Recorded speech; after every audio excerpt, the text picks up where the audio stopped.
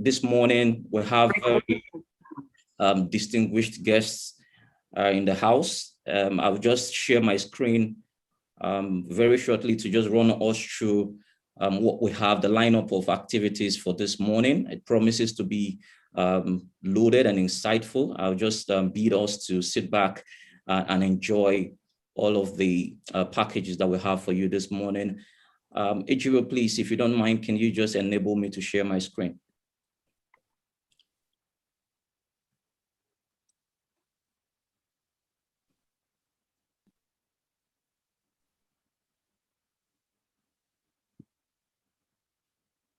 Okay, great.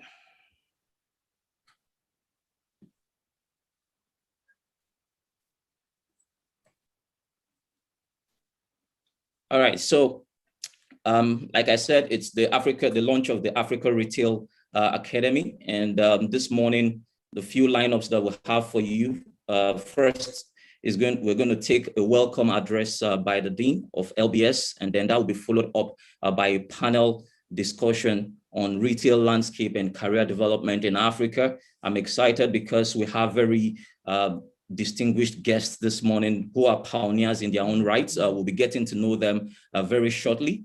And afterwards, Dr. Uzo will be running us through the programs and activities of the Retail Academy. And then we'll have a brief onboarding session, and that will bring us to the close of this morning's session. And so to our panelists, the first person we have this morning is Mr. Aresh Keshwani. He's the CEO Ate Group and founder of the Retail Council of Nigeria. He was born in Nigeria, an Indian born in Nigeria who moved to Lagos in the early 80s to start working for a small traditional trading company catering to retailers. But just at the age of 29, he pioneered the second wave of retail revolution in Nigeria through the birth of Pack and Shop. Since then, he has pioneered several initiatives that are currently thriving in Nigeria and even on the continent of Africa.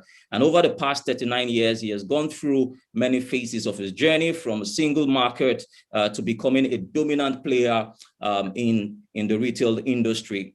And then today, he operates over 50,000 square meters under the brand name Spar, one of the largest world's leading retailers. And aside from Spar in the retail space, Mr. Aresh has successfully developed and established many other brands in Nigeria and in various sectors, including Cascade in pet, packaged drinking water, Millennia in furniture, along with commercial real estate properties in Port Harcourt, Calabar, and Enugu. So very shortly, we'll be hearing from him.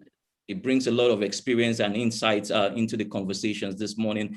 Also on the panelist session this morning, we have our own Mrs. Joke Bakare, who is the CEO and founder of the foremost retail pharmacy in Nigeria, pioneering into Africa, popularly known as MedPlus Pharmacy Limited. She has in the past supported several female organizations and events in order to promote the welfare of Nigerian women. These include the Adara Foundation, a non-profit social enterprise that focuses on empowering women for self-actualization, supporting and promoting and documenting African art and advancing education on the continent of Africa, where she is supported with free healthcare checks and drugs. And other organizations she has supported financially and drug donations include the Dagomo Foundation, the PathCare Medical Outreach for their Doctors on Air programs, and International Women's Organization for Charity. We also have the Pharmacy Society of Nigeria's IDP initiative, which she has pioneered. And then in 2017, in order to promote the importance of affordable and equitable healthcare access for all women at risk or living with diabetes, on the World Diabetes Day, Mrs. Bakare initiated a partnership with Pfizer, Sanofi, MG Rose, and Pharmacy Plus to conduct free blood sugar tests for the public, especially women in MedPlus stores across the country. In 2015, Joke Bakare launched MedPlus Community Wellness Initiative called Zumba Fit, to encourage adoption of healthy lifestyle among Lagosians. Zumba Fit is actually a dance fitness program. She's also on the panelist this morning. Also, we have Mr. Nnamdi Ezebo, who is the founder and CEO of Slot Systems. Mr. Ezebo is the founder and CEO of the Slot System Limited, the largest gadget retail company in Nigeria, with more than 20 years of experience in retail market management. He holds a degree in electrical electronics engineering, a master's in information technology, executive MBA from Lagos Business School, and an alumnus of Harvard Business School. He was a member of the committee that drafted ICT policy under Mobolaji Johnson, the ICT minister, in 2013. Also this morning, we have Mrs. Wambai Mbarire. Pardon me if I didn't pronounce the name very well.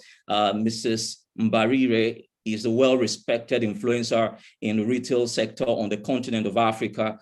She has been with the association since inception and has built it into the voice of retailers in Africa. She's currently being sought by both the private and public sector. She has been instrumental in defining policy and regulatory framework for the sector's position in an exponential growth. She champions responsible development and stewardship of various social sectors, including sitting on the Impala Club board. And then she has served as the sergeant at the arms of Rotary Club of Lavington Echo and served temporarily as the president-elect. She is also the board member at Kenya Producer Responsibility and sits as a member of the COVID Tourism Task Force. She's an accomplished administrator with over 18 years all-round experience.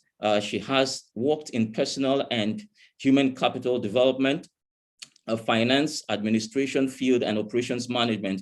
And she holds a bachelor degrees in education and from Kenyatta University, and certified public accountant from Strathmore University. But just before we take off on the welcome address from the LBS Dean, I would like to just run through the profile of our moderator for the session this morning. Chidi Okoro teaches strategy at Lagos Business School. He's currently the founder and executive consultant of Drugs and Medicaments Nigeria Limited, a retail chain and owns brands dealers in the pharmaceutical sector.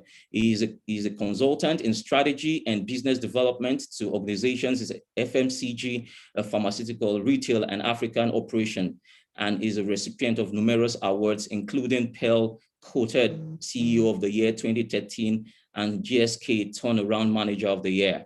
And lastly, this morning, we have Dr. Uzo, who is currently the faculty director at the Lagos Business School and teaches courses in marketing management, personal selling, sales, and channel management. His research and consulting assignments spans several industries, focusing mainly on retail marketing management, sales and distribution channel management. Currently, he sits on the board of a retail marketing company and is the author of several business case studies and book chapters.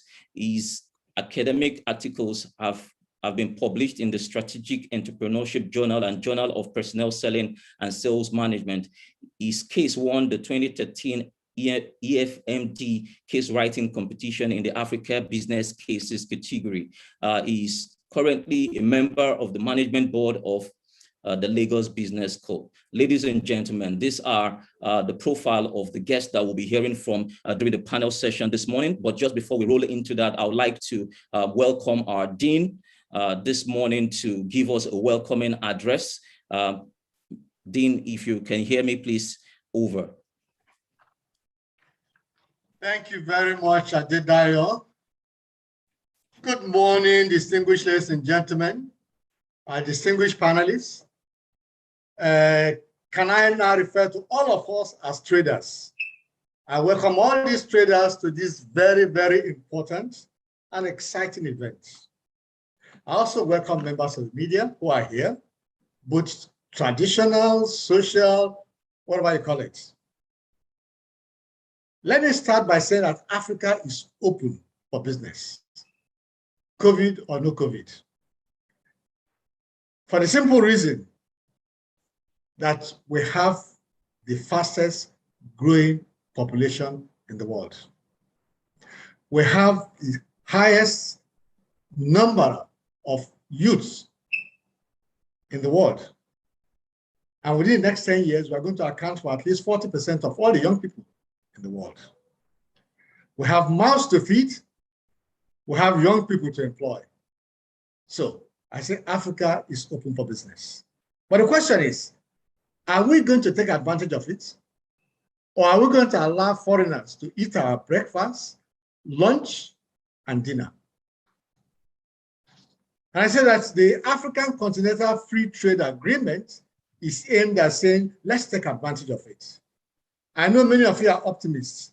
Some of us are still pessimists around this for the simple reason that if the politicians cannot get their act together to enable free movement of people, free movement of money, and free movement of goods, I say we're joking.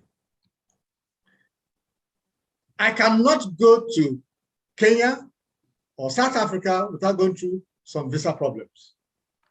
An American can get into South Africa without visa. So if we as Africans cannot move freely from one country to the other, we can't move goods and money, then we have to rethink the concept of African Continental Free Trade Agreements. Because commerce is driven by people. Commerce is driven by money, flow of money. So if we look at what we are discussing today, retail. Retail sector is the biggest employer in most African countries.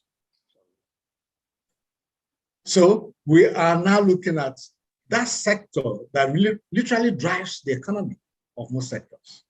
The other interesting thing is that retail is family business. Most of the retail organizations are family business. Only very few have gone beyond being family business. So, biggest employer, family business, wealth creator for families. This is an important sector. But why do I say it's even important? If you move from Lagos to Dakar, to Nairobi, to Dar es Salaam, there's something that is very common. We call it on-the-go channel. It's a classic and how do I say, a modern name for street hawking. If you go to even Latin America, Asia, you find it. But this is so peculiar to Africa. And it's big business because the people behind on-the-go channel are people who are well-educated, who are good entrepreneurs, who understand the retail game. So we have things to do, or already have the knowledge and the expertise. Well, how can we bring everything together? How can we make it possible for free and smooth routes to market from one country to the other? So if I'm in Kenya and I want to do business in Nigeria, I understand the route to market, understand how goods are sold. This is one way that we can actually get that integration in place. This is one way we can make that African Continental Free Trade Agreement come alive. The Retail Academy is therefore coming at the right time. And why does it come right time? It's not just the Retail Academy, but the African Retail Academy. COVID has taught us something, that it is time for us to collaborate. It is time for us to build ecosystems. Collaboration is going to help us succeed rather than competing in silos. Building ecosystems through collaboration is going to help us succeed.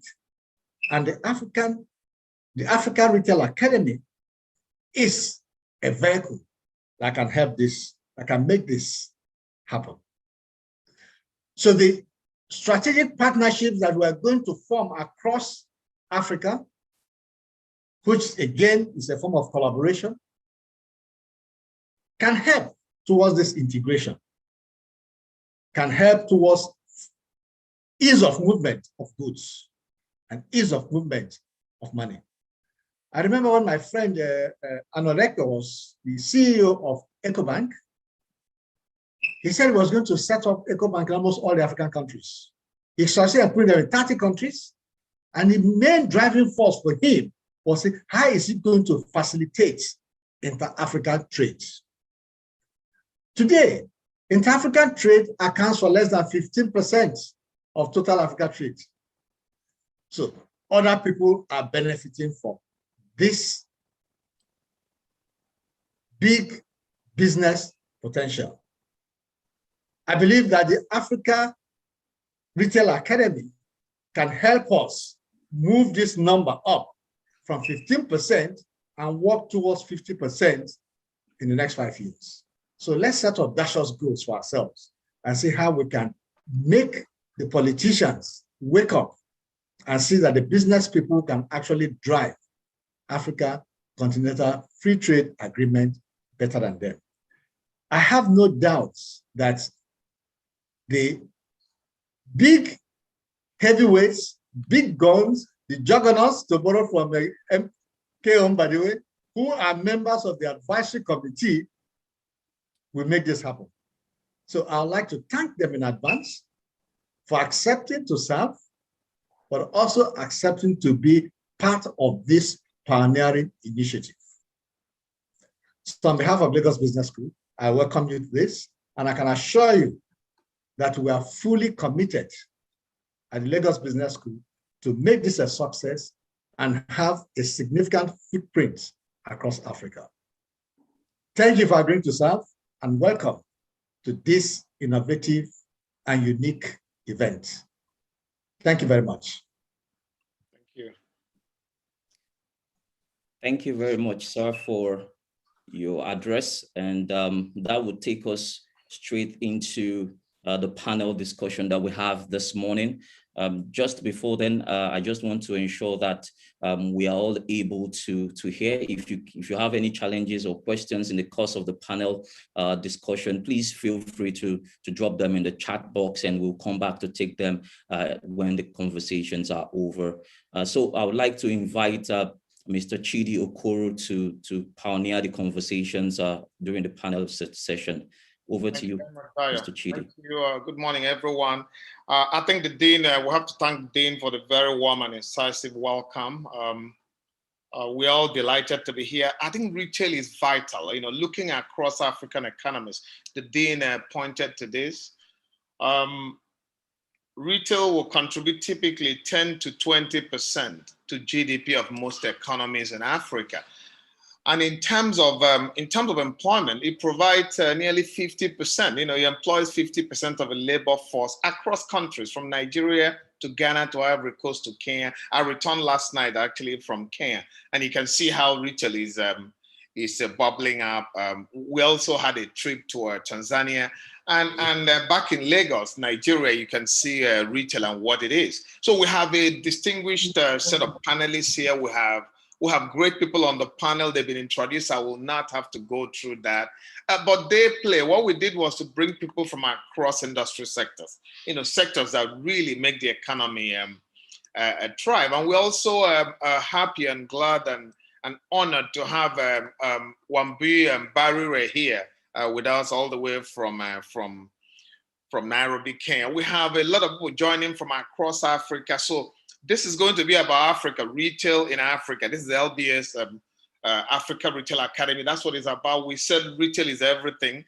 But the way we are going to go is that we're going to start with very simple questions to the panelists. We're going to start with Haresh. Haresh has been here long. You know, he saw the emergence and the decline of most of the retail companies. Mr. Haresh, why retail in the first place? Let's start from there. Why retail? Because you are in every sector, but I see that you spend 80–90% of your time talking about retail. Mr. Haresh Keswani, why retail in the first place? This is where we start this conversation. Yeah, hi, good morning. I hope you can hear me. Yes, we can hear you. Yeah, so, retail is all about your personal passion. If you believe that you want to be in the space where you want to serve your consumer and you want to be in a service sector, there's no better place than to be in retail. From a very early age, I discovered that uh, personally I would like to talk to people, convince people to make them try new things. So it was always that ability to pass information and to serve consumer and to see the joy on the face was very rewarding. And that is what I looked at retail to be the driving force to my personal choice of profession. So that's how I got into retail at a very early age in 1976, precisely on June 6th. So that's many, many years ago. So then I must first and foremost say thank you to Professor for a wonderful introduction on the whole purpose of this academy and what he believes in retail. He's very right. Every retail business is a family business at the inception. However, that many businesses also die once that generation is not able to scale up and bring on a legacy plan or a succession planning and the next generation. Now, what is the difference between the founding family business thought process is quite different from the legacy. There is nothing called, there is not, even Spar, it originated from being a family business. Whether it is ShopRite, Walmart, Tesco's, every company originated being a family business. So the scope of even a small hawker trying to become a huge giant one day, there is a possibility. However, there is a method in this madness. Now, I want to add to you that what inspired me the most was a book which I read, a fictional book by Jeffrey Archer, where this young boy is dreaming to own the world's largest wheelbarrow. Now, what is the significance of this world's largest wheelbarrow? Because to this young boy, that wheelbarrow was very important for him to sell his goods in the open street in hawking, but he wanted the largest wheelbarrow. Now, from that book, which inspired me to say that it's okay to dream small and it's okay to dream big, but how do you scale it up? And that's my passion. And I enjoy doing retail because it's all about serving the consumer. So that's where I think I get all the energy. Thanks, Chidi. Yeah, thank you very much. Thank you very much. I think we see, passion. You mentioned that's fantastic. We're going to go to Joke. Joke has, Joke Bakare, MD MedPlus. She pioneered something that we never imagined. A retail pharmacy chain cutting across Nigeria. And the question we would have for Joke is, what are the trends you see in that sector that you play? What is really going on? Because that sector, just like every other retail sector, seems to be in a kind of evolution. There's a lot of dynamism happening. What are the trends you're seeing? And what do you think is driving those trends that we're seeing in that sector right now? Joke, please. Thank you very much, Chidi. And thank you, Dean Ogbeche, for that lovely address you gave us. And for calling all of us traders, which we really are at the end of the day. All right, so retail pharmacy is what I do. I've done it for 28 years. I'm a pharmacist trader by profession. And the last pre-COVID and even post-COVID, we just saw that the trend was moving towards convenience. That was, during COVID, people couldn't go out, there was no movement. So People just wanted, they wanted that convenience. And I think they got used to that convenience and say, okay, I don't even have to go anywhere. This morning while I was playing tennis, I was listening to something on YouTube, and this Glovo app, I don't even know what it is. I know it's some fast food thing, and I don't use delivery for food. I see a big trend in technology. You either tech has to be it now. Yes, the brick and mortar is there. We already use a bit of tech in managing our inventory, tracking inventory, managing customers, loyalty and everything. But now that last mile, customers are continuously demanding for that convenience. They want it at home. They want the advice at home. They want the drugs at home. They don't, they want it on their bed. So I think for me, that's something that I know it's been on, but it's starting. There are just so many apps that you can't but notice, whether it's Jumia Food, whether it's Glovo app, whether it's Shop Now, whatever it is. So I think technology has really come not to replace brick and mortar, in my opinion, but to support it, to make it easy, just even mining of information. I have so much data over 28 years. I just wish there is a fantastic analytics somewhere on this platform that will just take that data and go and make sense of it for me. I haven't been able to make sense of it the way I need to. I use a bit of it, but all those seasonalities in my businesses, patterns, trends and whatever, that data is there. So for me, it's technology in whichever form in those different areas, be it to the customers, for operations, for business decisions. Technology has come to play a big role in every single aspect of retail. Thank you, Chidi.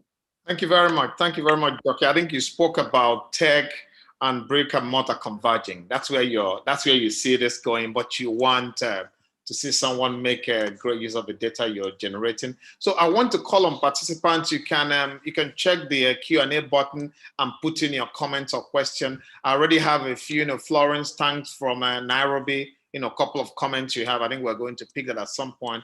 We're going to come to Wambui, Barira. I returned from Nairobi only last night, and I see what's happening here. It's happening in Nairobi. It's happening in Dar es Salaam. And I'm wondering, what is driving what's happening in East Africa generally, Wambui? What really is driving that? Are we seeing East and West come together, conspire to go in the same direction in terms of retail? Thank you very much, Chidi, and thank you, Dean, for inviting us to walk this excellent journey for the market of retail in Africa. Chidi, I hold it against you for not seeing me in a week of being in Nairobi. That fine is coming. I read your email after I arrived in Lagos. Can you imagine that? Sorry about that. I'll be back there next month. Thank you. That fight shall be had. So what am I seeing in retail, especially in East Africa? I see continuous growth. But I wanted to start by answering Joke. Joke, Glovo is similar to Jumia. It's actually the same thing, but they started fast with food, but have moved on to a platform that even the supermarkets are using. And I think they are based in Ghana. They have outreach in Ghana, East Africa, based in Spain. It's a Spanish thing. So that is what Glovo is. So what do I see in retail? I see a lot of formalization. And Chidi, in your opening remarks, you said about formal retail being about 5%. In Kenya, we have had a 30% formal retail for almost 10 going to 20 years now, right. With an informal sector being about 70%. And that 70% tends to grow in times of difficult economy and pushes down the informal sector, but then stabilizes when the economy looks like it's looking up. We've seen it grow significantly over the last 17 COVID months. And I see the reason across Africa why the informal will continue to lord over the formal has everything to do with our economies. And if we take the challenge from the Dean to grow the economy, more money in more people's market will bring up the formal sector. I say why our informal grows is because we, in the formal sector, are not able to really break bulk. The informal sector manages to break bulk.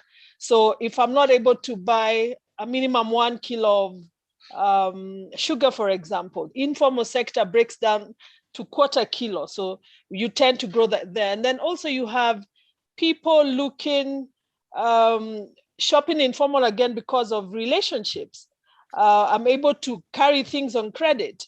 That is something that doesn't exist in the formal sector. So those are the things that continue to make our informal remain larger than the formal. Other trends I'm seeing locally is a move towards being formalized as a sector. As Harish has said, all retail, all manufacturing, in most cases, starts as a family business. What changes is the growth pattern. How soon do you formalize your systems? How soon do you professionalize the people running your business? So in Kenya, I see a move towards that formalizing the systems within. So we are called formal retail if you look at any of our supermarkets. However, internally, processes are still very informal. So I am seeing growth towards formalizing that, towards getting professional staff working in positions of decision making, looking to have training sessions where you teach about merchandising so that there's a science running a store. I see movement towards smaller stores. We had gone into a period where everything was becoming hypermarket. So you have everything under one roof, be it your furniture, your fashion, and having outlets opening that are up to 40,000 square footage. It is okay to have a 40,000 plus square footage outlet, but I think what I see is the awakening that there's a place you can do that and there's a place you can't do that. Having more rationalization around the store in the residential area, what am I stocking in it? Beginning to use the data to rationalize the stocks, the SKUs that you have. How do we ensure that if I have 10 options of rice brands, studying your data to understand which brands move in which branch, which milk brands move in which branch, so that you're really managing your stocks effectively. Looking to have inventory systems. I see one of the challenges we have, and it's a learning we have had from the international players coming into the market. How do you create a system that runs from when you receive it to the till? I'm sure we all know that one of the greatest challenge of retail, and I think this is not only in Africa, it's across the world, is what we call shrinkage, the essence of how much we're losing, be it from collusion between suppliers and our retail receiver, be it, I've seen cases of collusion at the till, employee theft. We always say employee theft in most cases across the world. Again, employee theft is actually higher than shoplifting. So how do we do that? I think inventory system will help if it is a continuous system. If it is an end-to-end system, it will help. If we remove, where possible, that human element. We have one of the supermarkets we have in Kenya that I have seen the system is such that there's no, technically there's no connection between who delivers and who's receiving.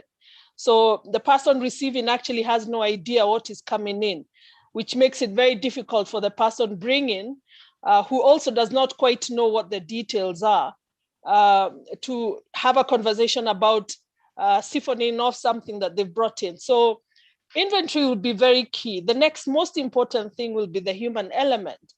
I've always said that retail across Africa, I would say, is, in my view, second only to agriculture.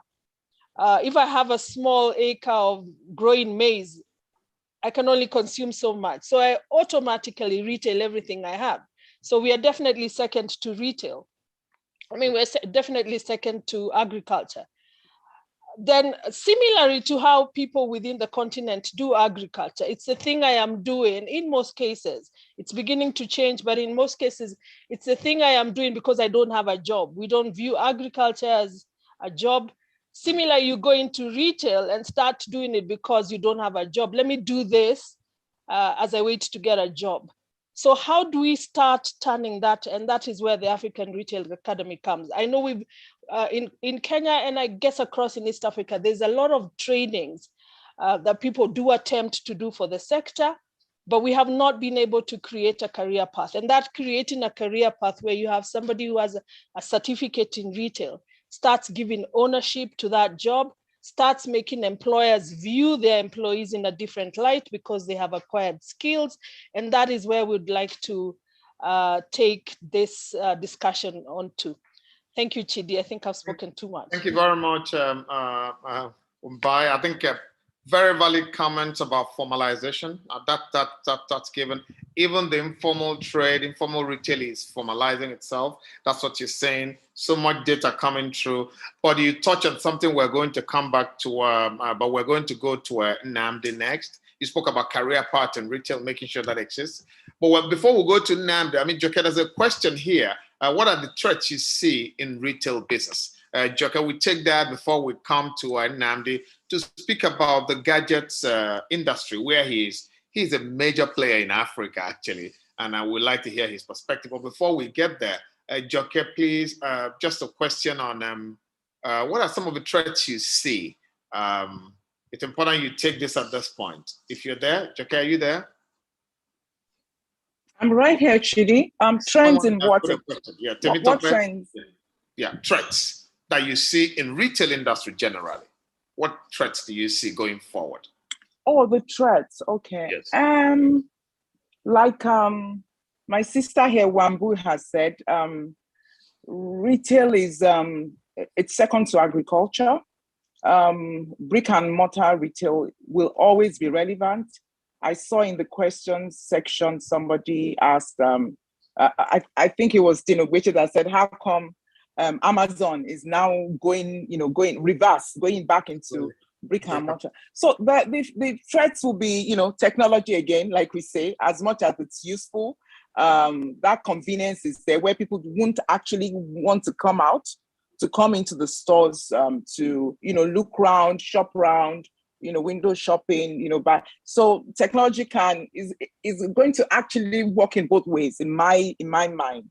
So that's the only, and it's not, I don't want to see it as a threat like that. I think the market is huge. Retail will forever be relevant.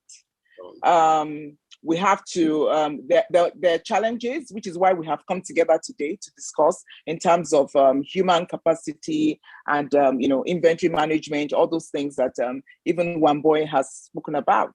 But in terms of big threats like that, well, maybe the threats of investors coming to take over our businesses from family-owned, from us family-owned founders. Okay, maybe we should consider that as a threat, but I don't see a major one in my mind right now. As the discussion goes on, maybe something might come to mind.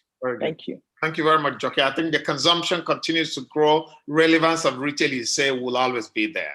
And even technology is not a threat. It will be a complement to the whole thing at the end of the day. So Nnamdi, let's look at your industry, gadgets. I mean, it's a wonderful industry from Cape to Cairo. I mean, the gadget industry, one of the fastest growing. I think you pioneered that. You actually pioneered that. And I mean, we typically will go to the open market to buy those. But what I have seen is that the open market is actually looking very modern in your own space.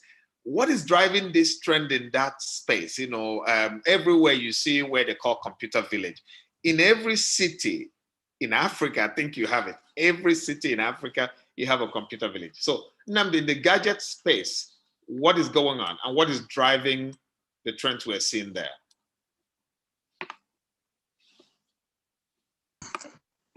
Thank you very much. Let me start by thanking Professor Gweche, the Dean. And I'm happy to hear that he's now a trader, right? The professor and the trader. Sir Chris has always been a trader. selling noodle. I see noodle, Chris. Sir Chris, Maggie in the market. He's been a trader for long. I'm selling Maggie Cube.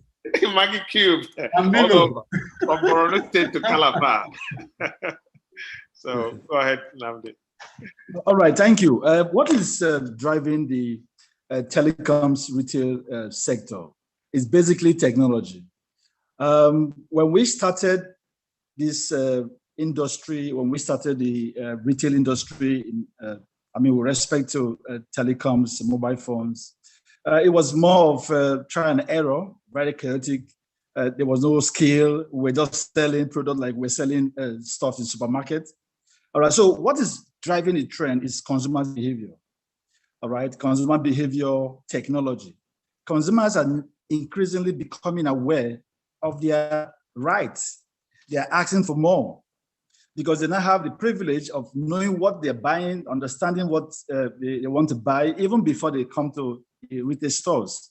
So consumers' behavior, consumers' demand is driving the trend in the telecoms retail space. Very good.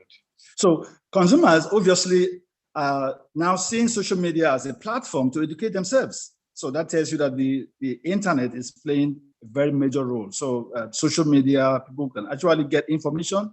So you don't need to read go to print media to get information. So social media is there to provide that information. And so with that, consumers will ask for more. So retailers have to wake up to their responsibilities. So much demand in terms of supply chain. There's so much demand in terms of having inventory. You have to manage your inventory to ensure that there's no stock out. All right. So inventory management for me is the heart of retailing. And so a lot of skills are required to manage inventory and to be able to provide the kind of personalized services that consumers are asking for. All right. So these days, because of the challenge of skills, people don't see retail as a big industry. Of course, they see traders as people who didn't go to school. All right. So it's obviously difficult to attract talents, attract the right skill set of people. All right. So what we've done over the years is basically to train people. All right. Train people, send them for 1 or 2 courses, just to make them have a clear knowledge of what retailing is all about. So retail is huge, is a very big industry. But it's high time we came to the realization that we have to build structures around this industry. It's only structure that can help us create sustainable growth. I believe that most retail stores, retail businesses are not making profits because of the huge cost of operation, because of incompetence in terms of knowledge of how business should be managed. So over the years, the trend has been, what is technology saying? What is going on social media? And then also the financial services, financial applications has actually helped us a lot. Now people can walk into the store and buy, based on impulse, all right? You can just see a product and say, oh, okay, how much is this? And then with the fact that you have your ATM card, you can spend more, unlike in the past where you have to carry so much Naira or so much dollar, depending on the currency, into the store. So a lot of things have really changed in the retail industry. So technology, consumers' behavior, and then the look and feel of the stores are also changing. Consumers are now more interested in going to stores that are more organized. They want to experience the shopping, what do you call it, the physical stores. They want to experience, get some better shopping experience. And so the online store is actually an extension of the offline store. So there's a convergence, all right? So you now see the offline and the online working together to provide that omni-channel platform. And so there's a lot going on right now. I see a lot of evolution, and I'm happy that the Retail Academy is coming at this particular time. So there's going to be a whole lot of changes, and that will actually attract talents into the industry. That will help us bring in the right skill, all right? So you need to have people now who understand supply chain. You need to have people now who understand how to manage inventory, all right? How to put their books, keep their books, accounting and basic bookkeeping knowledge. So I'm happy that this is happening at this time, and this is going to enlarge the industry. This is going to create more wealth, create jobs, and I think Africa will be better for it. Thank you very much, Nnamdi. Thank you very much. I think you spoke about the retail ecosystem building up nicely across Africa, and that's fast-tracking the evolution and that we're seeing. So we're going to come back to Haresh and then Wambui. Interesting question from Silva, and I think something very close to Haresh's heart, speaking about how do you get more Nigerian goods onto the shelf? That's for Haresh. And then we'll come to Wambui about margins across East Africa. And I think it's the same in West Africa, that retail stores are running on very thin margin. But we'll come to you, Wambui. But Haresh, first, what should we be doing to see more and more locally made goods getting on the shelf in retail environments? This is a very interesting subject, Chidi. Absolutely. I have actually, pursued to support and guide so many small, medium enterprises. I have even been able to get Bank of Industries to bring them to the workshops where we could teach them and how they could develop the products and ensure that they have what you call shelving space throughout the country to sell them to the consumer. One of the biggest challenges I've had with most of the Nigerian small enterprises is that they refuse to be innovative. And this was the last meeting I had with some of the directors in NAFTAC, and I have noticed that they tend to follow the herd mentality. Either everybody's in custard powder or packaged water, or you'll find them into peanuts and cashew nuts. They don't want to widen the range. The biggest challenge I see in the small, medium, the risk I see rather, in the small, medium enterprises, that everyone is trying to squeeze into the same space. And one of the biggest trends, like Nnamdi said, is the innovation. The consumer is aspirational. They want new things. And I'm sure there are many mothers who would like to try new things for their children. And that innovation space has not been explored. And we continuously try and teach these suppliers that why don't you be innovative in your packaging, in your product development, your range, there is so much you can do. Take for example, there was one, somebody was doing peanuts, roasted peanuts. He said, why are you not looking at getting into peanut butter? A simple idea, the same product, but get into peanut butter. Do you know that this company is doing so extremely well and is doing bigger business with greater margins? So I personally believe we retailers can actually drive this energy to go back into the backward integration and drive these large teams of small, medium enterprise to become part of the innovation and also bring better products. And this is the best way we can, bring in substitution from imports in the coming future.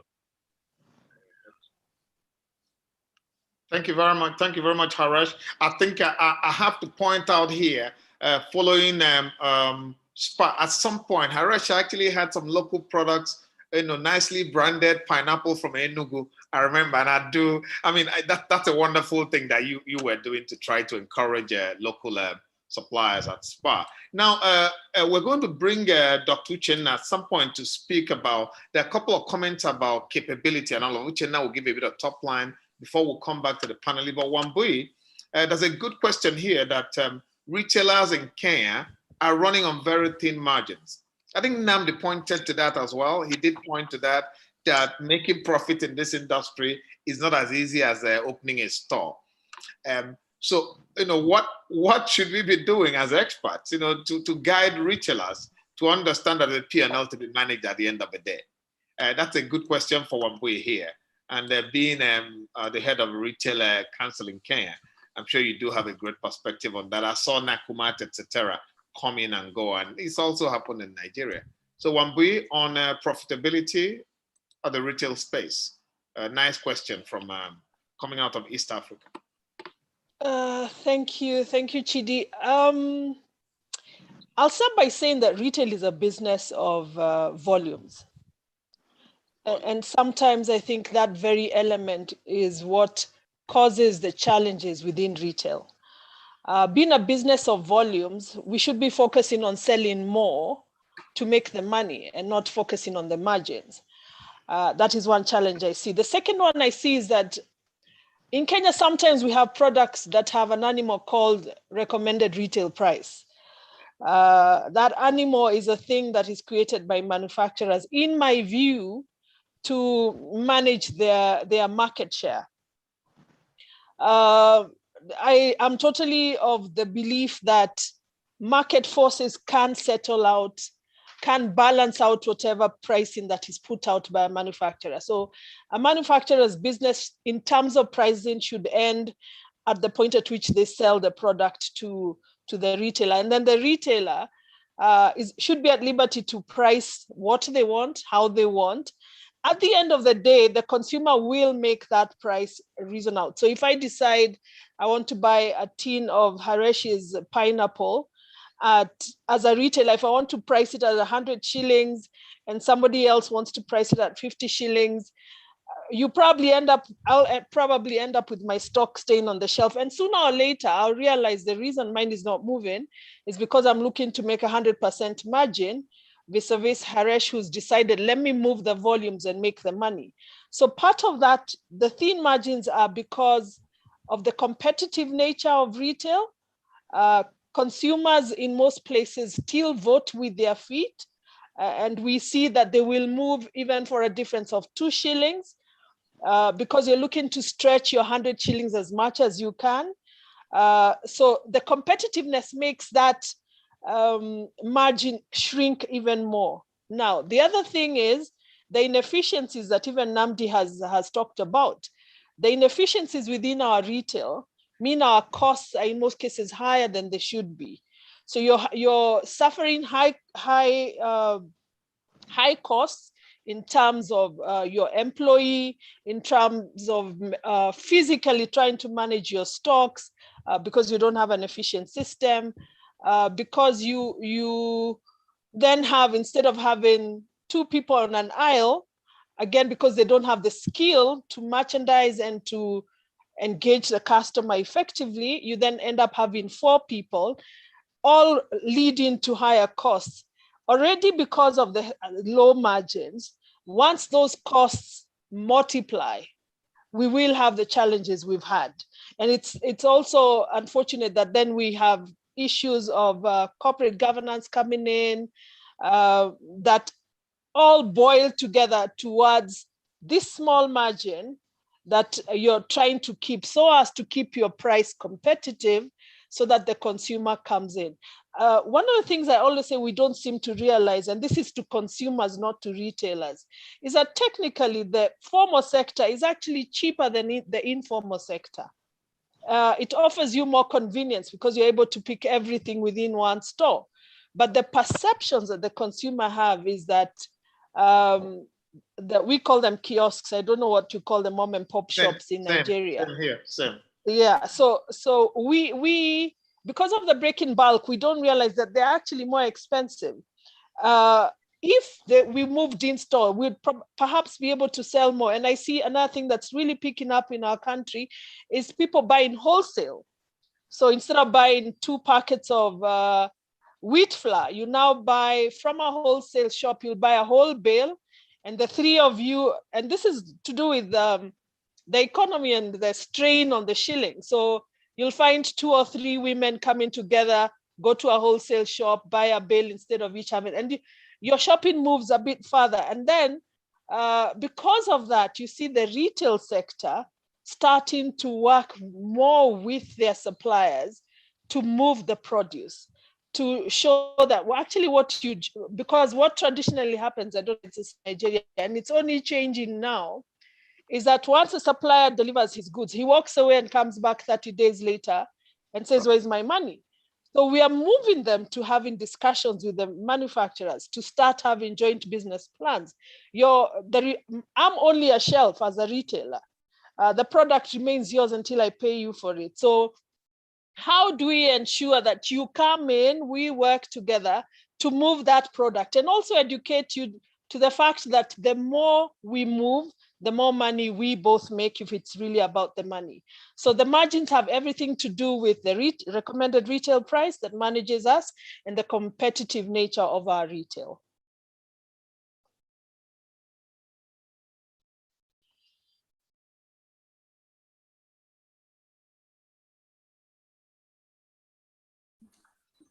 Seems he has a problem with his connection, but I guess he'll be back shortly.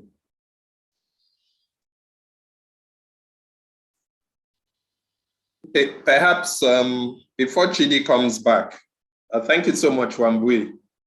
Very enlightening and interesting conversation we're having so far. Just to address two quick things I saw in the chat box, I'll speak a bit more about what the Academy will be doing at the time of my presentation. But yes, there's going to be mentorship opportunities because we realize that some more senior people in retail can actually support the people that are still coming up in the sector. And I think that this is something that would really, really support the transformation of the landscape we are talking about. Is Chidi back? Chidi is still not back yet. Very good. Let's see. Nnamdi, what would you say looking ahead in terms of what digitization and COVID has done to how retail is evolving in your own industry? What's your outlook in the next, let's say, 5 years? How do you see the landscape changing? Are things going to be the same? Are we going to have a fully digital retail landscape? All right, thank you, Chinna. In Africa, the online business is actually going through a little bit of what I would call transformation, more of trust issue. Consumers are still having problems when it comes to shopping online. I actually expect more transactions. I expect to see more businesses online with the what do you call it, the fintech and the financial opportunities, the financial services. I see more of online business, but the challenge associated with online is still worrisome. People seem not to trust the online shopping platforms. Sometimes they prefer the cash on delivery approach, which is not sustainable. They want you to deliver to them first. They want to see the product before they pay. That, for me, is one of the biggest challenges of the online store. So looking forward, post-lockdown, post-COVID, I expect to see more of online shopping, digital platforms influencing transactions, influencing volume of sales. But it's still a little bit difficult to conclude right now because of consumers' perception. Consumers are misrepresenting the kind of incorrect representation of what the online stores, the online business is supposed to do. Sometimes people, particularly in Nigeria, they are so concerned about the color of what they're buying. They are so concerned about the weight of what they're buying. They are not really concerned about the features. All right, so this could be a tradition. For example, if someone is buying a dress, he wants to look at the color, and most times the color of what you're seeing from the online platform might not be exactly that color when you see this product physically. All right, so this for me is a big challenge. Ordinarily, there should be the convergence in terms of online brick and mortar There should be more volume of sales coming from the online. People want to sit at home, sit in their offices, place orders, and get this at real time. I see a little bit of that happening, but I'm worried about consumers' perception about online business. Good, thank you. I cut out for a few seconds, but I wanted Dr. Uchenna because I hear a lot about skills, capabilities, staff retention, turnover. The questions are coming. So at this point, I will invite the academic director just to give a bit of tip on what the Lagos Business School Africa Retail Academy is planning in terms of developing skills, capability for this industry. So Uchenna, Dr. Uchenna, quickly on that, and then we can come to talk about what particular skills are we going to be looking at. Dr. Uchenna, please. Yeah. Thank you, Chidi. So Chidi, I actually have a presentation on all this that is supposed to happen right after the panel session. So if you want, I can take it after that. What do you think? The thing you're hearing is, we've seen a question here, someone talking about, if I trained all these people, they all walk away from me. Okay. Is it really important? Let's start with Joke. We'll come to Haresh on this. What skills should we be focusing on to further continue to develop this retail industry? What kind of skills are you looking at in your own space? Nnamdi also mentioned skills. Wambui mentioned skills. What are you looking at, Joke? Particular skills, capability sets. Skills. All right. For my retail space, it's a lot of them. I spoke about people mining data analytics, just even beauty advisors, customer service technicians, or even pharmacy technicians, the whole works. Somebody managing categories, merchandisers. It's a lot, it's a long list. Front-end merchandisers, stock inventory, stock taking people. I mean, up till now, I use my own staff to count 75 stores. That's a lot. Yes, difficult. It's still, it's difficult. It's compromising. You know, I would want, I'd rather have it outsourced, to be quite honest. So it's the whole supply chain. You know, the biggest problem I have is this consistent in-stocking, on-shelf availability. And I'm sure, Chidi, you'd agree with me, on-shelf availability of stores. You know, stores just, products getting to the stores as and when the customer needs it. Absolutely. You know, so like I said, it's for front end, it's customer service is a big one. We even need major trainings in that. We do it in-house, but you can't have too much customer training, customer service training. Beauty advisors, like I said, you know, salespeople, trained shop floor straight that can just even sell a simple thing, just, you know, sell a body wash or something.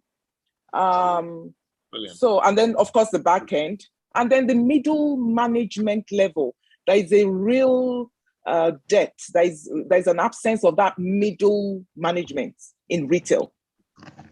So for me, I think that's those are the skills that I think that's quite an exhaustive list. I think Haresh, I'm sure you're going to have a couple of things to add today, because the essence of this is to generate this insight that will really help continue to support the industry.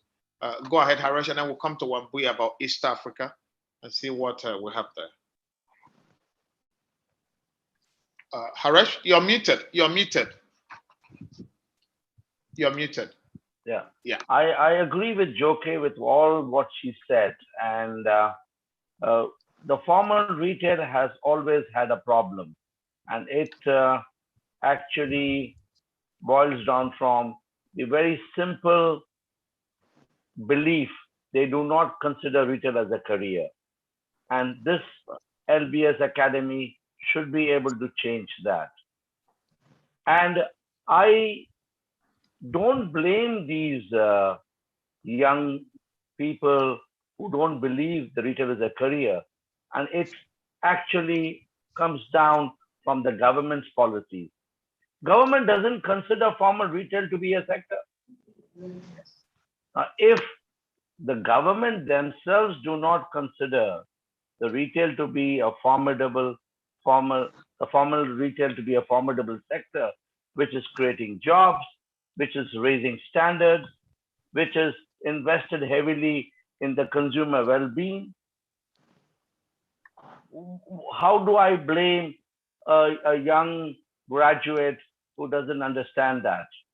So I think there's a lot we need to do to be able to achieve the results. Now, we can sit here and complain about poor management, poor merchandisers, poor everything. We all know that. I believe we need to shift into the root cause of it. That's right. And the root cause is that we need to engage with the regulators. We need to engage with the government. And someone needs to step up and say, I believe in this. We need to do this. And then we work together. Private sector has always been ready to support growth. And how do we do that? Human capital development is key to retail. Because end of the day, like Namdi said in different ways, that retail is by the people, for the people. And so if it is all about people and the machines, the technology is just the backbone in terms of the engine, it's important that we need to sit down and understand how do we get the talent out of the Nigerian youth. And trust me, they are very, very talented. They're very innovative. So we need to have that, that kind of, how do I want to find the right word, send a message to the youth with some confidence. The retail sector is here to stay. They can invest in this sector and make it into a career, because many have seen retail die. So if I'm a youth, I would ask, why should I invest in a retail academy courses? What if tomorrow retail dies? Do I need to go back to OKRN market and start hawking on the streets? No, I don't think there's a risk there. So I think Nigerian youth are very, very smart. We should not underestimate their, and they want to know which side of the bread is buttered. And that's the message which has to come from the government, from the academy and everyone else, that retail is here to stay. But I can't assure them that. Neither can Namdi, neither can Joke. So it has to come from somebody above us. That's the government. They need to recognize us. And I hope my co-panelists agree with me on that. Thank you. Very good. Thank you very much, Haresh. You're talking about going to the root cause to really uncover. And I think Joke listed a lot of skill sets, which Uchenna is going to address at some point. We'll go back to Wambui. We do have 10 or 15 minutes. Wambui, we need to speak about East Africa. There's a lot happening in East Africa. I mean, you can see how this is moving so nicely. Are the skill sets akin to what you're hearing Joke list in terms of desire for the industry to continue the growth trajectory? What skill sets are they needing in East Africa from your experience engaging with the players in that industry? Thank you, Chidi. There's something you've said just now about when I train people, they all walk away and go to somebody else. That is purely based on the demand for the skill. It's purely based on the demand for the skill. There's not enough trained skill to fill in the spaces that are coming up from people who are looking to professionalize and make a formal layout of their retail business. So I think it's very similar to what Joke says. Customer service is key. One of the people who talks a lot about retail says we need to make the customer feel as a queen, and if you make the customer feel like queen, they will make you king. The only way you'll do that is by the person who I meet when we walk in. Part of the examples, and maybe you'll experience it in Kenya, Chidi, is you walk into, for example, a mall that has small shops, the shops you see in our malls in Kenya, and the person behind the till is on their phone. And you'll walk in and take a minute or two before they look up their phone, and they actually don't even move. They look at you with a question of, can I help you? from where they're seated. Absolutely no interest in what they're doing. And that comes from not understanding your purpose where you are. That has to be created through some learning. Again, I see, I was actually side chatting Joke directly on the chat. I hope you've seen that, Joke. Is what I see is then people start going back internally to create training schools. So we have, for example, a chain, it's again run by a lady pharmacist. It's a beauty chain, and she's created a really big brand locally. What she's done is now start her own training school to create that very skill of customer care, understanding, just educating on understanding the product. Accounting is basic, but there's accounting for retail, which is very different from general accounting. Remember, I said retail is a business of margins, which means being on top of our cash flow in the retail sector is very key. How do we ensure that, and I know retail is always accused of using a supplier's money to grow, but how do you effectively, if you must, use that money when I buy as a consumer, but still be able to have that money on the 30th day when the supplier comes back for the money? So there is a special skill to managing accounting and cash flows within retail. Inventory, skills of receiving, of managing, somebody who understands what is the reorder level based on what line you're using. Merchandising, what should we put where within a shop? There's a skill to it. There's a science to it. So those skills are what we need to impact. And as we impact that through a formal education, we start speaking to the youth that Haresh is talking to, that they see it as something, because I guess the reason retail is not seen as a profession is because you don't go to school to study it. I think we associate professions with school. So as long as I didn't go to school for it, I don't really own it. I start looking for somebody else to, something else to do as I do that job. Oh, and to you 30 years later, you're still there. So it is actually a job. How do we enable you to A, get the basics, and B, as you go and work for Joke in her company, you see the potential of moving from being a customer care attendant to now I am a branch manager, to I am managing the group, because there is some learnings that you've gained. You've gotten both a formal training and you've gotten into professional training for the sector. Those skills need to be impacted on our youth. That will become the reason we'll explode as a sector. To Haresh's point, government must really acknowledge retail. Route to market in any sector is through retail. Be it agriculture to market is retail. Manufacturing to the consumer is retail. Without a strong retail in any of our countries, manufacturing will not explode. It will not explode. And we will also not be able to move our local products to the next level. The responsibility of the retailer is to work with those indigenous manufacturers, to be able to educate them, because yes, we have quality products. Our challenges in some cases I see are the way we package our product. How do we hold hands with that manufacturer too? That's another skill, packaging for the retail sector.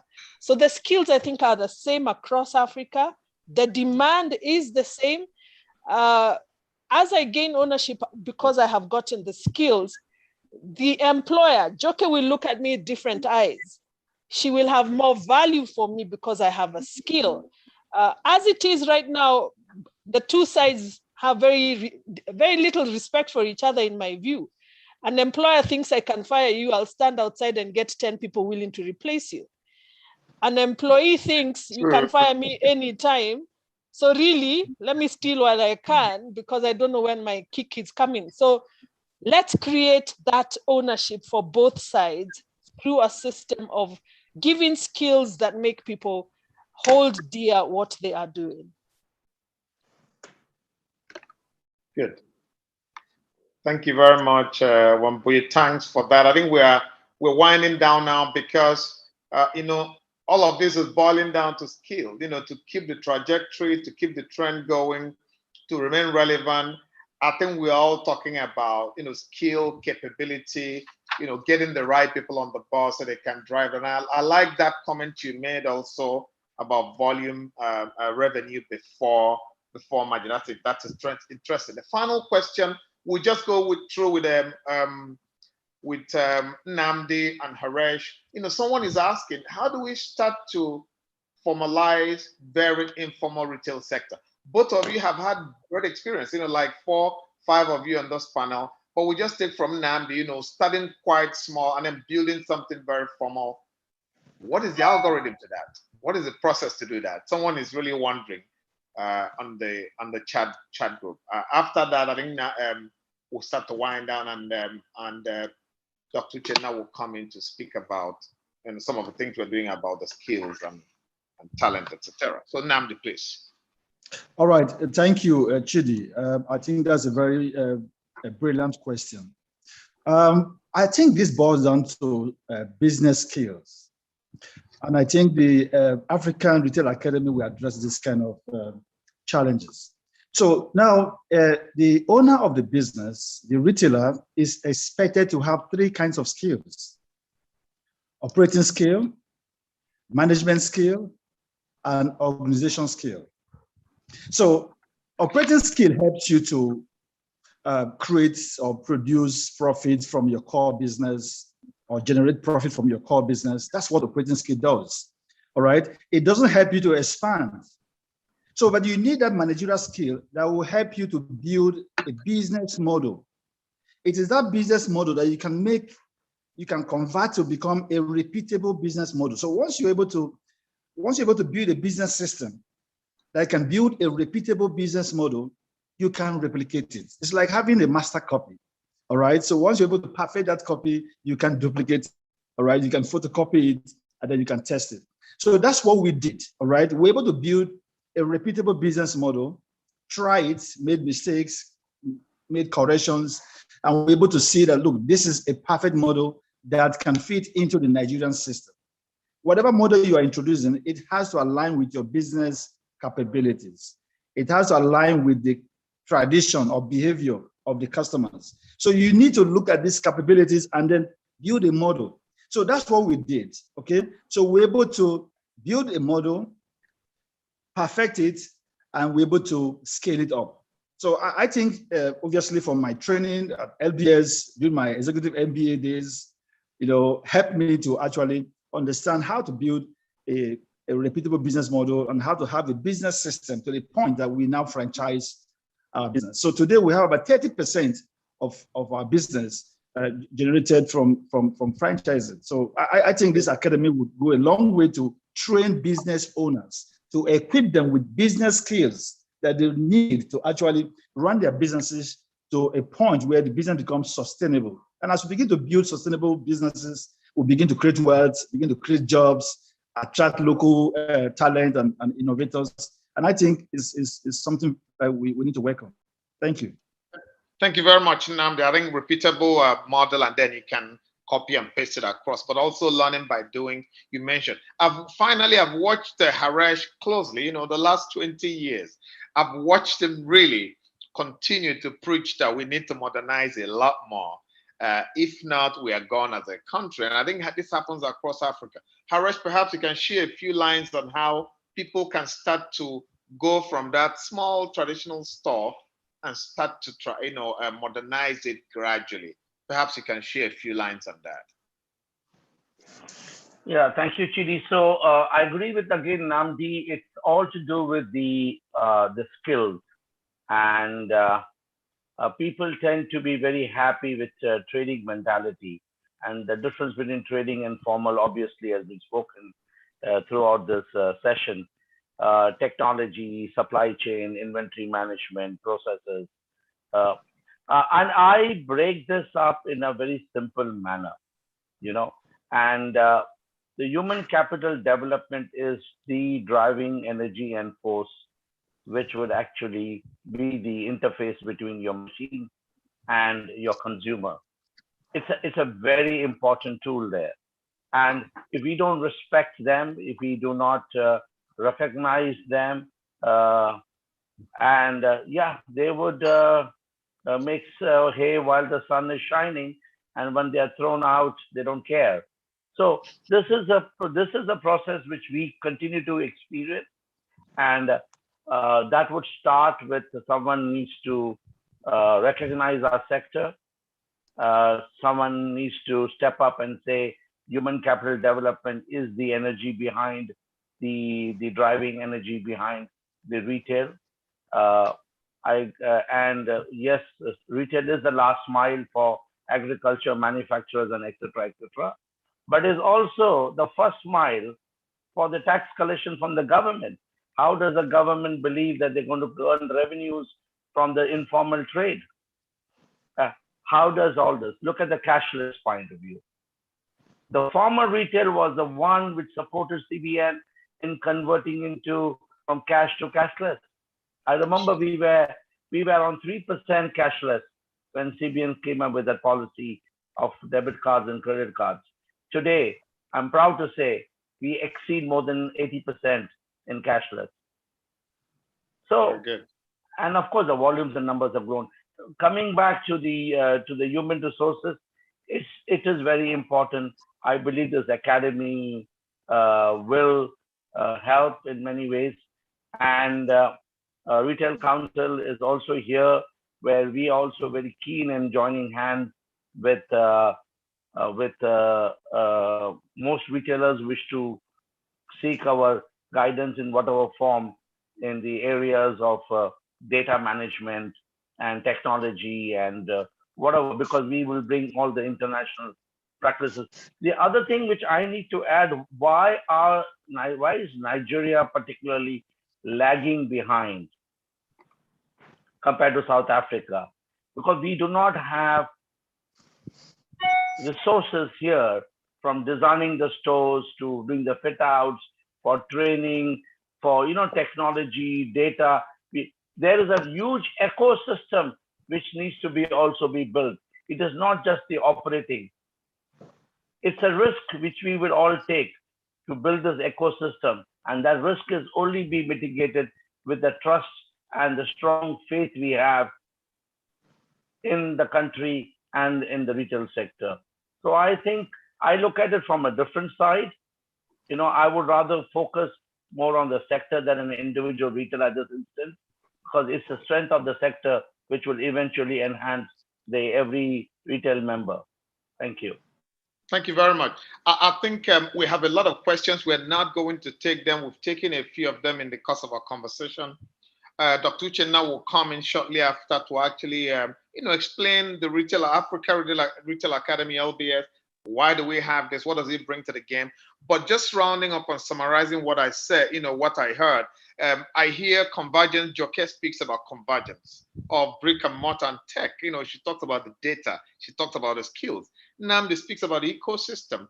And Haresh says retail is the last mile. Without retail, you have nothing. I want you out of Kenya, East Africa. Many of the skills she's talking about are not different from what we have here.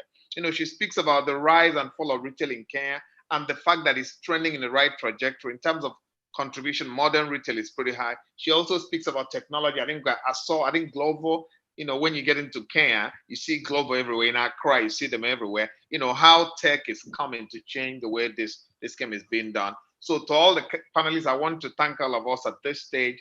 And I want to bring on Dr. Uchenna just to speak about the LBS Africa Retail Academy. What is it coming to do in this space? And a lot of the questions center around capability, talent. In fact, someone lamented, if I train them, they are going to walk away. It looks like I threw my money away. I think we are saying to that person, you have to train them. Someone said on the chat, chat as well, if you don't train them, they are going to train themselves with your money at the end of the day, or they add no value at the end of the day. And finally, I meet a lot of retailers here, modern, in Accra, in Nairobi, and I see that they spend more time, developing a retail academy for their own small business than actually focusing on satisfying and delighting the patient and the customer. You understand that? So, and one of the things I said to them, watch out, the LBS Retail Academy might well help so you can focus on that last mile that you are, delighting the patient and really delighting the customer at the end of the day. I think that's what retail should be about. So I want to call in Dr. Uchenna to now tell us about the LBS Retail Academy, the objectives and what we're about to do and why we're here launching that today. Dr. Uchenna, please. Thank you very much. Thank you, Chidi, and thanks to the panelists and everyone for such a very vibrant discussion so far. The chat box is full with a lot of very interesting ideas coming up. So I have a few slides to just make it easy for us to understand. And I'm sharing them now. I hope you can see my slides. Just going to current slide now. Okay. They're very clear. Yeah, we can see them. Okay, thank you very much. So this is why we're doing the academy. We want to build a platform to really support experts and practitioners towards formalizing the retail career landscape and giving people hope, helping people take ownership, as Wambui was talking about, across Africa. And so we want to do this by building a community of practitioners who are like-minded, supporting people through a process of lifelong learning, which isn't just by formal educational courses, but also mentorship, coaching, and other opportunity enablement activities that will be there. Research will be part of what we're doing because we think it's important to document what it takes to win in retail in Africa. And then there'll be continuous curriculum development. As part of that, we're taking note of all the questions and chats. There will even be a survey sent to attendees later on at the end of this event to get more ideas on what they would like us to focus on as we build and refresh our curriculum. And then policy advocacy, as Haresh was saying, for this to work very well, we need to ensure that we have the right policies and the right regulatory support. And so this academy in some way will also be a voice in that direction to make that happen. So what are we going to be doing at the academy? We have a set of certificate courses, first of all, that are in 3 levels. I will say a bit more about them. But the aim is to help people really see their career path within the retail landscape and be well equipped and developed in those particular areas. There will be networking, mentorship, and coaching events. There will be bi-monthly webinar series on topical issues. And then there will be an annual conference in October of every year. So let me tell you a bit about some of the certificate courses so you can see what we are focusing on. The first one that is now available is the LBS certificate for retail professionals. And this is something we curated carefully. It's targeted at people who are new to retail, who are in the early years of their retail careers, who are trying to chart their career path. And we have several modules here, introducing them, giving them ideas on what it takes to find the career direction to go, how to focus on the consumer, understanding the regulatory environment, very, very, very important. Selling skills, that service aspect as well, that a couple of our panelists spoke about. Ethical issues, because ethics is very, very important in retail as well. And then the basics of accounting are the key aspects of that module. And by the way, it is a self-paced module, can be taken in 3 to 4 hours, fully online. Just at the click of a button, people can take those courses. And that it's available to them. Here are some of the faculty members who have designed the certificate course for retail practitioners. As you can see, they are really experts in their different areas and very, very well known people who have put this together. For the retail managers, the certificate for retail managers, the focus here is really to build managers that can support top level, the owners in a more effective way, and to equip them with the latest skills and talents in terms of shopper marketing, store branding, merchandising, people management, which is important. Analytics, I recall Joke talking about how important it is to mine data for effective decision-making. There's a module around that to also support pricing tactics, financing, and ethics. Of course, ethics is in everything LBS talks about, because we're a school whose positioning is really to build managers who are ethically and socially responsible. And so we've embedded ethics in each of the certificate courses as something, a thread that runs through those. And this also is available for managers to take. Then, again, these are the faculty members who have participated in this and have put together this from different parts of Africa to make this particular certificate course a success. Then we have the one for retail executives. And the focus here is to help retail leaders build a future beyond themselves. And I saw that question in the chat box. How can we get owners to build a structure that lives beyond them, which is a big problem we have in Nigeria and other parts of Africa.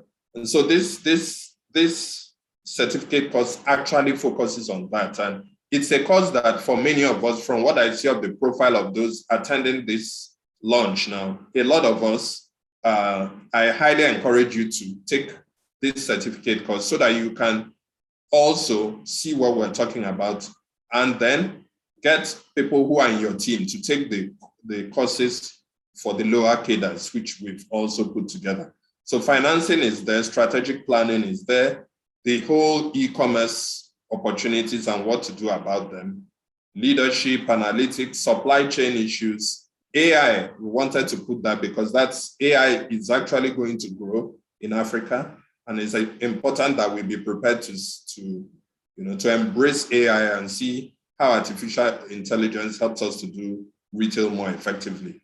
And then ethical issues are important in this direction. We also highly recommend these courses for people in the public sector, for our regulators.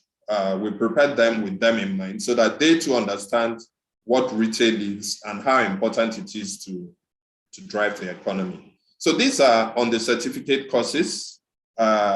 These are, again, faculty who taught on them, who were well-selected subject area experts to anchor these different subjects.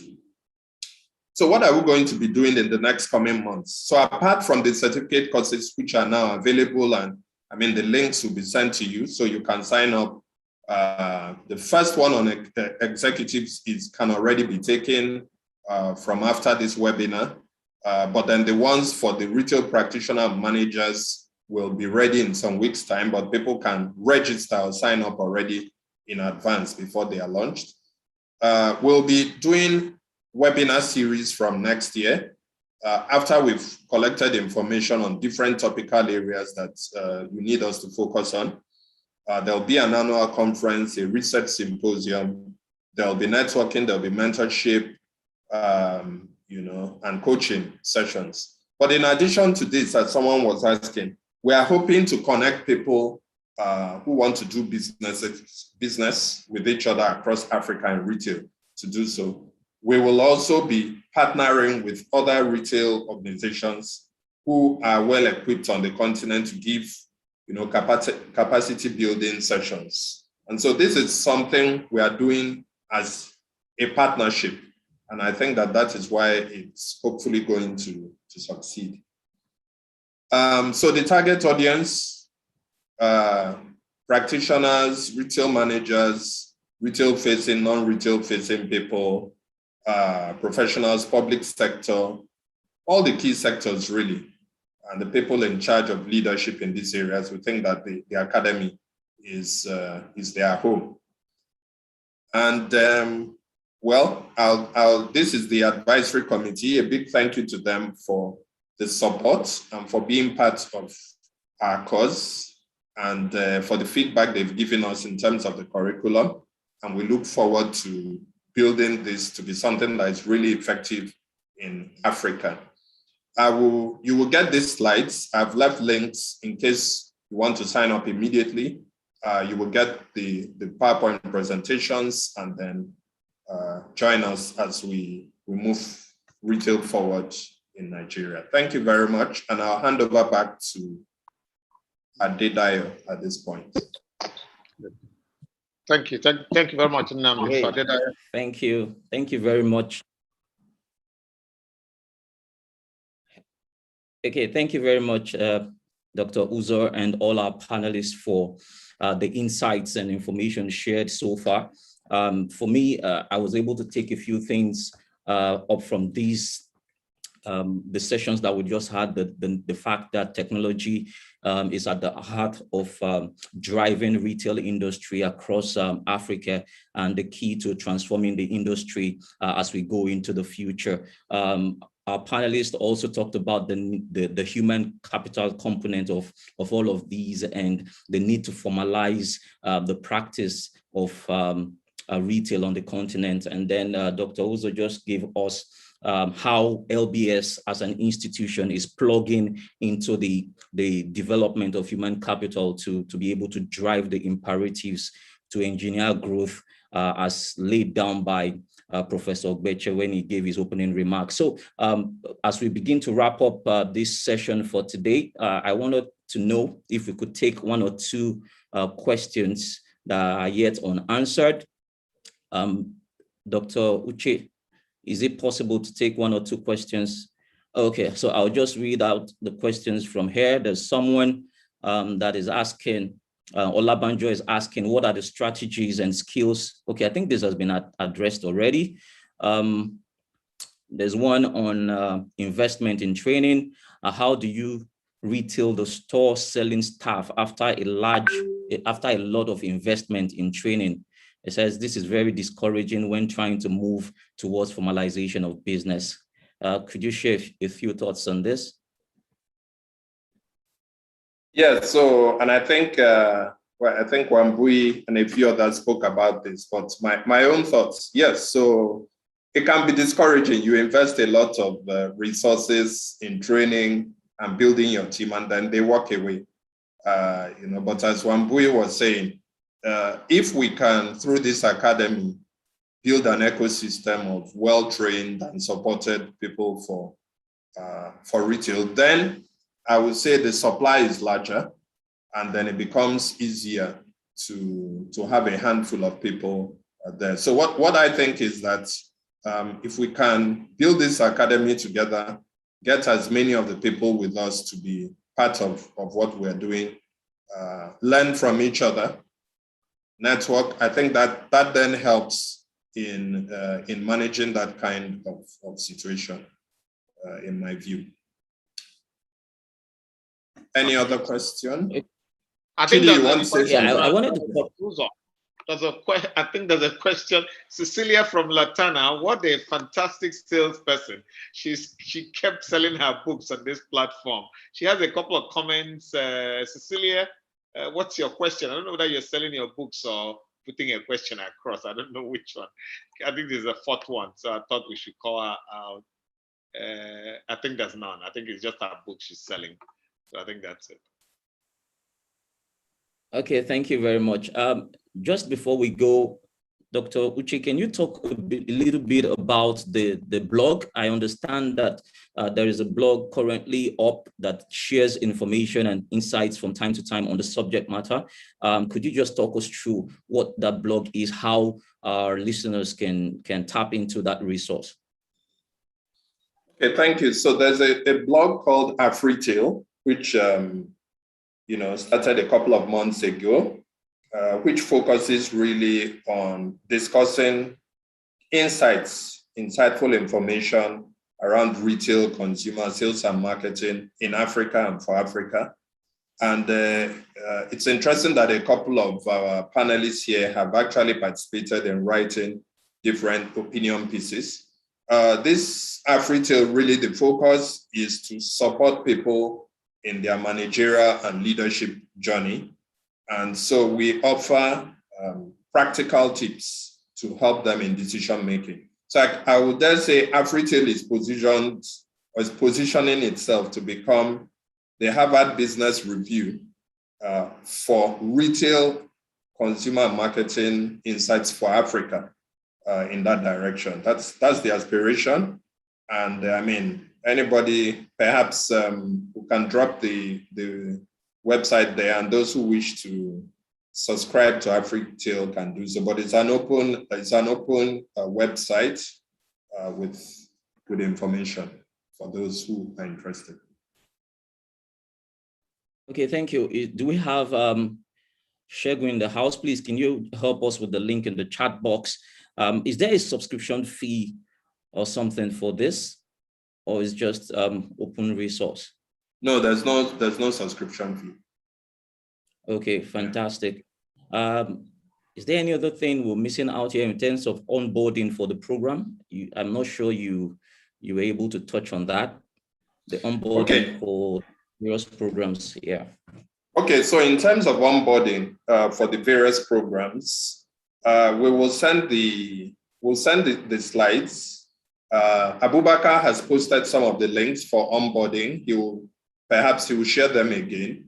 But we'll send the slides, we'll send the program curriculum and to the people, and the subscription links for the different certificate courses and for the academy membership as well, so that people can sign up, and then we'll kick off from there and notify them of upcoming events.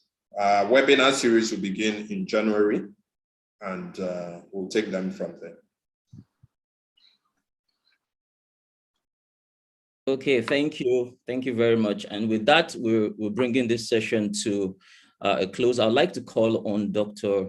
Chidi Okoro to just give us a brief closing remark, if you can hear me. Thank you. I'm here. I think he's just giving me a PhD, and thank you very much for that, Dr. Thank you. My sister Joke, they just awarded me a PhD. You heard that from our big bosses. Thank you, Mr. Chidi Okoro is my name. Yeah, I'm very delighted to be here, and I really, when I look at the advisory board put together, when I look at the entire concept, I think Dr. Uchenna, wonderful job. I mean, you started talking about this first time myself and Uchenna spoke about retail was 2012. Uchenna, do you remember? At, was it 4 Point? He loves retail. He really wants to change it. And he understands that retail is a big deal. And LBS as an academy, LBS as a school, is about bringing that change to society. So when Dr. Uchenna was forming the board, I think it was very considered in the kind of people that were brought onto the board. I mean, there are people who also, Haresh tells me about retail many, many years ago. If we don't fix retail, nobody has a job here, Chidi. He tells me that. He says the farmers can farm till they die. If retail is not there to take them to the consumer, they have nothing. So I think it's important that we recognize that Joke has pioneered something. I think Joke 1995 or 1997, MedPlus, and everyone followed. That includes me. I followed. I followed MedPlus a long time ago, and I think we're all still following MedPlus, trying to make sure that we all catch up, and that's helping change the landscape in that space. And I think Nnamdi, great work you have done as well in the gadget space. It's fantastic. Wambui, Nigeria should actually be looking that way in some way as well. Nigeria should actually be looking that way because Kenya, got a few steps ahead of Nigeria in the area of that formalizing retail. We have seen them come and go, the Chumis, I think Nakumat, I think Tuskis, I don't know whether they're still there. So we're really glad to have people like you on this panel. And if you look at the advisory board, we have Dr. Monica Emunjeza. She is director of regulatory and registration at the NAFDAC. I think myself and Uchenna thought that there's need for somebody from a government. I think Haresh also was definite. You do need somebody from government sitting in there. And we see e-commerce moving so fast. The e-side, the digital side is speeding out. I think Konga is one of the big players, and we'll have the co-CEO, Nnamdi. He gladly accepted. And Nnamdi, I think the first question he said, great thing for us. I can now find a platform to train and groom talent for my, fast-growing organization. It's a wonderful session we have had. We had a lot of comments from people, and very, very informed comment. Our dean was here. Just to tell you, our dean is a trader. I mean, selling Maggie to Milo probably 40 years ago. And I think he never stops. I mean, this is one of those academies at the LBS that he truly, truly supports. And we have Victor, Director of Executive Education, so he believes that we'll have a big chance to really make a dent on everything, positive dent on society in Africa, across Africa. So when you look at some of the industries that are trending and thriving and leading Africa to where it's going, I think retail will be one of those. And I also want to thank Abubakar Popola. He really was on everybody's back, making sure that this comes to fruition. Thanks a lot, Abubakar. I think Dakwa, do I have to thank you, or you have to thank Dayo? Sorry, Faloku, do we have to thank you, or you have to thank us? Whichever one. But finally, our academic director, our boss on this program, Dr. Chenna, he has stuck to this. I mean, there are a few young men I see who really have an idea and follow it through to the very end.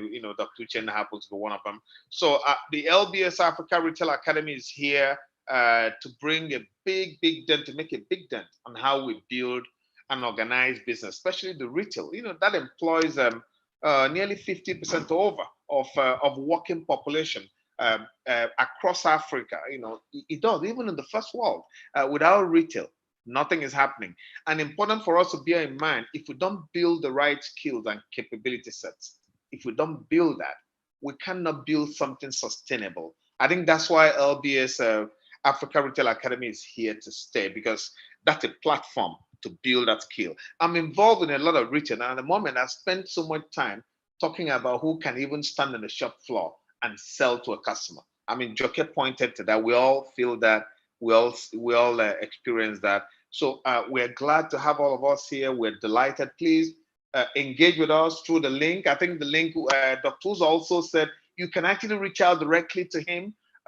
You, Uzo, at lbs.edu.ng. I think, can you share the link, please? Dayo, can you share the link? Of Shego, are you here? Share the link so that people can really engage with this platform. I think the blog site is also. Abubakar has the link, so you can share that. Yeah, so please let's just float that link. This is one of those things that I am really delighted to be part of, and we want to thank our advisory board members. We want to thank our dean. I mean, our dean is so busy, but he said this one I have to be part of it.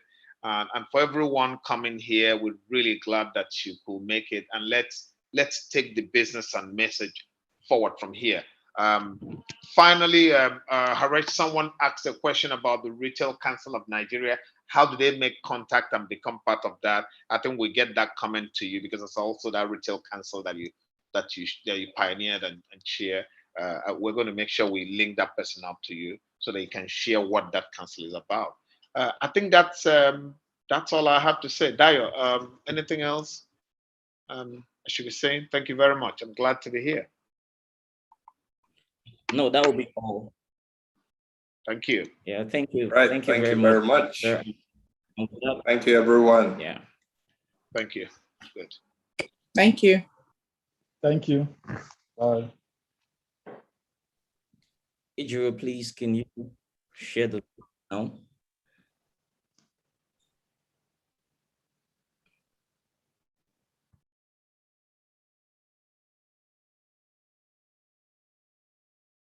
Have Victor, Director of Executive Education, so he believes that we'll have a big chance to really make a dent on everything, positive dent on society in Africa, across Africa. So when you look at some of the industries that are trending and thriving and leading Africa to where it's going, I think retail will be one of My name those. is Yetunde Anibaba. I teach analysis of business problems across the MBA and executive programs at the Lagos Business School. Thanks a lot, Abubakar. I think that's what I have to thank you. You have to thank Dario, sorry. At the core of analysis of business problems is decision making. And one of the fundamental things we try to get across to our participants is the need to have a structured Dr. approach to Naheed decision has making. talked to this. And as a guide for that There are structured three approach, young we men I typically see take them who through would really have an idea, some fundamental follow you through to the steps very end, in the decision making process. one of them. Typically, when you want to LBS make a Africa decision Retail or you're Academy faced is with here, a decision, whether to bring managerial or big personal, picture to make a big dent there's on an how we objective, build there's a goal, an there's something you want to organized business, achieve. especially the retail. And that employs being able to clarify that nearly goal up 50% front over makes it of easy working for population, anyone else working with you to across understand why you Africa. have gone the way you have It does, gone. even in the In first fact, the world. objective Without retail, forms a nothing is beacon happening. that you're important for looking us to out bear in for in mind the is course we of the don't build the analysis right skills of and a capabilities decision We situation. don't build So once that, you're clear about we what your cannot goal is, build what your something objective is, in sustainable. other words, when I make think that's this why decision, this is the LBS, end Africa I Retail want to Academy is see, here to then you stay, need to ask because yourself what are that's the a options platform available for to build that accomplishing skill. I'm this involved in a objective. lot of retail at the moment. I think that's spend pretty so much straightforward. time Fundamental to talking about decision who can making even is the stand in the existence shop of floor choice. If you and don't have a sell to choice, customers. then there is nothing to make a decision about, right? Just take whatever is available to you. So the availability of choice is central to the decision-making process. So you need to identify what are the options available for achieving the objectives that I have set for myself. Now, once we're clear about the options, then we need to ask ourselves, how will we evaluate these options? So we need to develop what we call criteria. You could even call them considerations also. So while you have a clearly defined objective, there's certain other things you want the alternatives to fulfill in accomplishing that set objective. And those are what we call the criteria. Having identified the important criteria, let me give you a quick example. If I decided that I needed to move house, maybe because I have now started a new job somewhere much farther from my house than and for everyone coming here, we're really glad that you will make it, and let's take the business and message forward from here. Finally, Haresh, someone asked a question about the Retail Council of Nigeria. How do they make contact and become part of that? I think we'll get that comment to you, because it's also that Retail Council that you pioneered and share. We're going to make sure we link that person up to you so that you can share what that council is about. I think that's all I have to say. Dayo, anything else you should be saying? Thank you very much. I'm glad to be here. No, that would be. Thank you. Yeah, thank you. Right, thank you very much. Yeah. Thank you, everyone. Yeah. Thank you. Thank you. Thank you. Adara, please, can you share the now?